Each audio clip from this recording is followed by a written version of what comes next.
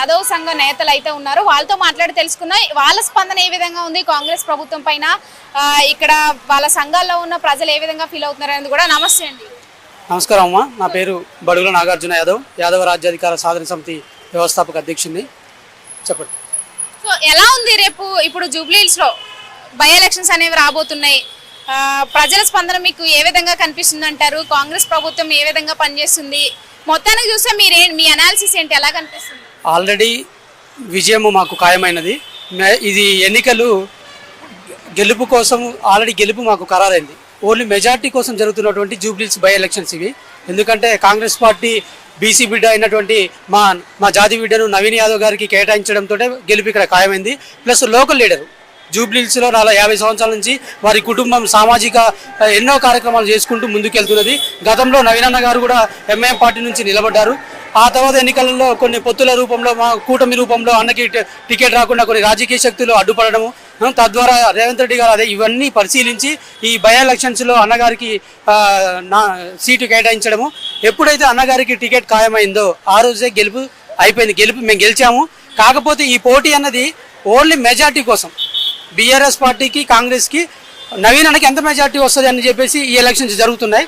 మేము చూస్తున్నటువంటి ఇప్పుడు మేము ఒక గాంధీనగర్ కానీ ఈ కాలనీలని మా సంఘం ద్వారా తిరుగుతుంటే మామూలు స్పందన కాదు. ప్రజలు మీరు మన నామినేషన్ ర్యాలీ కూడా చూశారు. 1,00,000 మంది ఎక్కడ లేనటువంటి జనసంద్రంతో నామినేషన్ ర్యాలీ కూడా జరిగింది. మొత్తం తెలంగాణలో ఉన్నటువంటి ఎమ్మెల్యేలు రాజకీయాలు చేస్తున్నటువంటి నాయకులందరూ కూడా ఒక షేక్నిచ్చినటువంటి ఈ బై ఎలక్షన్స్గా మీరు చూడవచ్చు. ఇక్కడ మెజారిటీ ఓట్స్ బీసీలో వస్తూ ఉంటాయి, అందుకే నవీన్ యాదవ్కి ఇది ఒక ప్లస్ అవుతుంది. అలాగే మైనారిటీ ఓట్స్ కూడా చాలా ఉన్నాయి. అంటే ఎంఐఎం కాంగ్రెస్ తో పాటు పొత్తు చేసుకోవడం వల్లే గెలుస్తుంది అంటారా, లేకపోతే నవీన్ యాదవ్కి ఓట్స్ వస్తాయి? ఇది వ్యక్తిగతంగా ఈ జూబ్లీహిల్స్లో నవీన్ అన్నకు వ్యక్తిగతంగా ఓటు బ్యాంకింగ్ ఉంది. ఎంఐఎం పార్టీ నుంచి వచ్చినప్పుడు 50 మెజార్టీ వచ్చింది, 2వ స్థానంలో ఉన్నారు. ఇండిపెండెంట్గా పోటీ చేసినప్పుడు 30 ఓట్లు వచ్చినాయి. అంటే అన్నకి సపరేట్ ఓట్ బ్యాంకింగ్ ఉంది. దానికి ప్లస్ ఈ ప్రభుత్వం ఇప్పుడు ఈ ప్రభుత్వం మనకి ఉండడం ఒకటి, ఈ రేవంత్ రెడ్డి గారు చేస్తున్నటువంటి ఈ ఫ్రీ ఉచిత బస్సులు కానీ, సన్న బియ్యం కానీ, 200 యూనిట్ల కరెంటు కానీ, అన్నకున్నటువంటి ఇమేజ్కి ఈ పార్టీ యొక్క ఇమేజ్ తోడయి ఆల్రెడీ విజయం ఖాయమైంది. మనం విజయం గురించి ఎవరు గెలుస్తారని మాట్లాడుకోవడం వ్యర్థం. ఖాయమైంది. కాకపోతే ఎంత మెజార్టీ వస్తుంది అన్నది ఎన్నిక.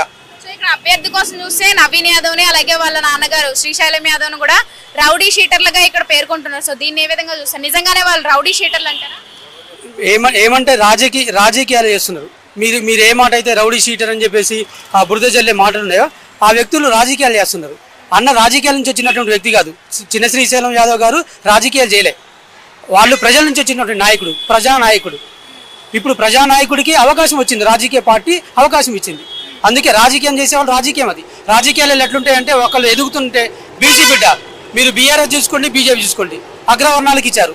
ఈ నవీన్ అన్న ఒక బీసీ బిడ్డని ఎట్లయినా సరే బదనం చేయాలని చెప్పేసి కంకణం కట్టుకున్నటువంటి రాజకీయ నాయకులు ఎత్తుగడలు అవి.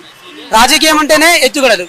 మన చెస్ ఎట్లుంటుందో అట్లాంటి ఎత్తుగడలు చేస్తూ బదనం చేసే ప్రక్రియ మొదలుపెట్టింది. ఎందుకంటే విజయం తథ్యమైంది కాబట్టి, వాళ్ళకి ఏం చేయాలో తెలియదు కాబట్టి ఈ విధంగా వైరల్ అవుదామని చెప్పేసి రౌడీ షీటర్ అని, ఆ షీటర్ అని.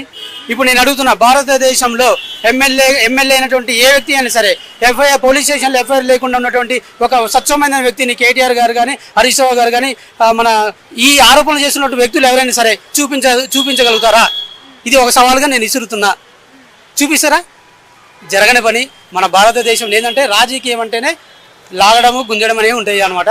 అన్న రాజకీయ నాయకుడు కాదు, ప్రజల నుంచి వచ్చినటువంటి నాయకుడు. ప్రజానాయకుడికి రేవంత్ రెడ్డి సర్కారు ఈ పోటీకి అవకాశం ఇచ్చారు కాబట్టి.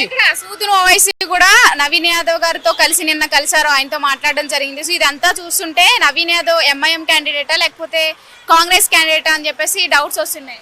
అంటే అన్నగారు మద్దతు కోరారు. ఎంఐఎం మన ఇప్పుడు పార్టీలో లేదు కాబట్టి, ఏ పార్టీకి కూడా మద్దతు ఇవ్వలేదు కాబట్టి అన్న పర్సనల్గా, అన్నయ్య వచ్చింది ఎంఐఎం నుంచే కదా. ఫస్ట్ మనం పోటీ చేసింది ఎంఐఎం నుంచే.